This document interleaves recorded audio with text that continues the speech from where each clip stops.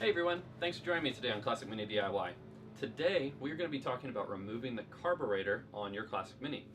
So there's lots of different carbs that are on these minis. Some minis have 2 carbs, some minis have a single carb, some people have these crazy 7-port heads. Today I'm going to be talking about taking off a regular HS2 carburetor. My car in fact has 2, so I've got a dual carburetor setup. And there's lots of reasons why you might want to take these carbs off. You might be looking to repair them, clean them up, or you might be looking to replace it, kind of like what we're doing today.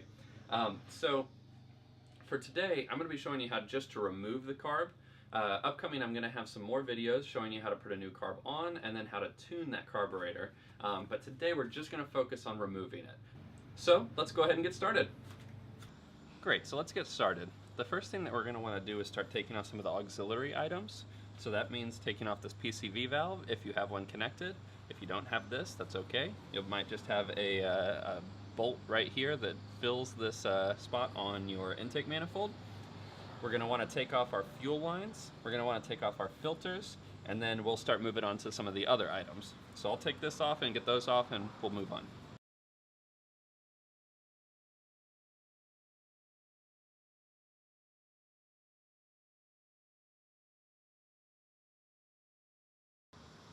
Alright, the next thing is to actually take these carburetors off. So to do that, you've got 2 nuts, one on the top here and then one on the opposite side on the bottom. Those come off. The one on the bottom is a little bit more difficult to get off if you have 2 carburetors. If you only have one, it shouldn't be too bad. And in addition to that, you're also going to need to take off your choke cable, which is this one right here. That choke cable goes to the back of the carb here. And then your accelerator cable, which is on the front here. So let's go ahead and get those off.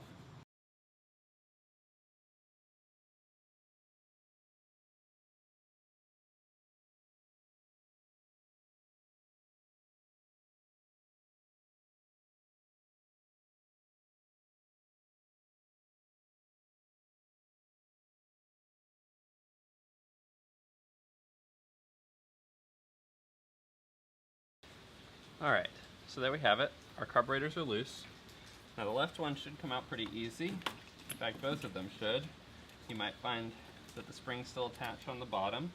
So these springs that are on the bottom, those are what return your choke and your throttle back down so that you're not full throttle all the time. So I'll take this one away, set it aside.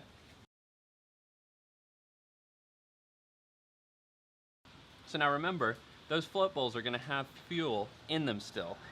So you're going to want to take those out and just make sure you don't spill fuel all over your engine because it's going to smell and it's super flammable. So kind of important not to do that. Alright, so this is the throttle actuator here.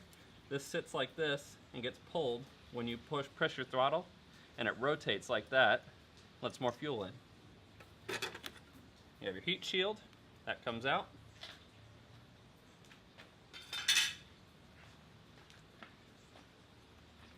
Alright, next you have your spacers.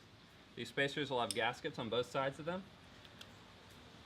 If they come off easy, just kind of pull them off. If not, just leave them alone.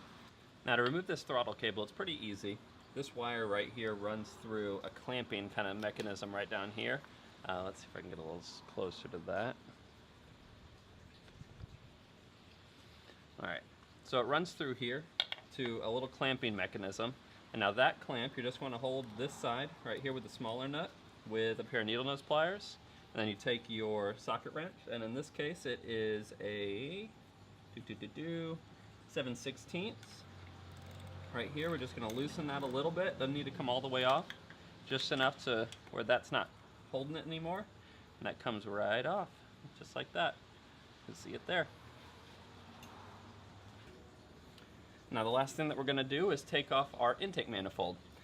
Now the way this connects is it actually shares nuts with your exhaust manifold. So keep in mind that this is going to be really, really hot if your car has just been running. So it's important that you are not doing this job until your car is completely cooled down. Otherwise you're going to have a bad time. So there's a nut here, a nut here, here, and here to take this off. So 4 nuts total. there's a really specific spacer that sits on these nuts, and you do not want to lose that. It's very important. That's what helps create a good, solid seal for your exhaust and your intake. If that does not seal properly, you're going to have problems with getting enough air and leakage around this area. So just make sure that you keep those spacers when you're taking these off. So let's go ahead and get this removed. Now for these nuts, I find that these little universal joints make it much easier to get into these kind of weird angles that they got in there. Some people don't like these. I'm actually kind of one of them. I don't like them, but it works pretty good in here, so I'm going to go ahead and use it in this place.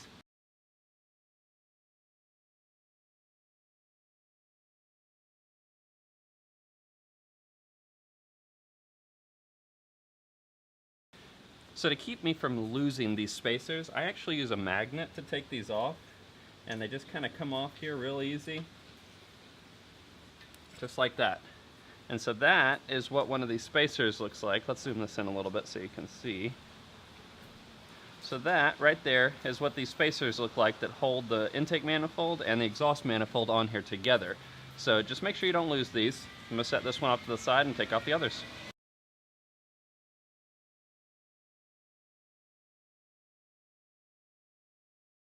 Alright, so once you take that last one off, the intake manifold will just come off. Whoops. And then we have our last spacer, our intake manifold, which you can see here has these two rings on it. If your new manifold doesn't have those, you're going to want to hang on to those so that you can keep so this fits on in a nice way. And I'll show you that in the install video for the next carburetor, but we can go ahead and set this off to the side as well. Alright, so that's it for Classic Mini DIY today. I hope you found this video helpful. This is the first of a 3-part series. The next video I'm going to be doing is showing you exactly how to install your new carburetor. And then after that, I'll be showing you exactly how to tune that carburetor and get it running just right. If you have any questions or concerns, feel free to post them in the comment section below. I'm also going to be posting a video exactly how your carburetor works. You should see a link somewhere around here to that video. And that will kind of outline exactly how the HS2 carburetor works, and then I'll be doing another one for the HIF 44. So enjoy those minis and keep motoring on.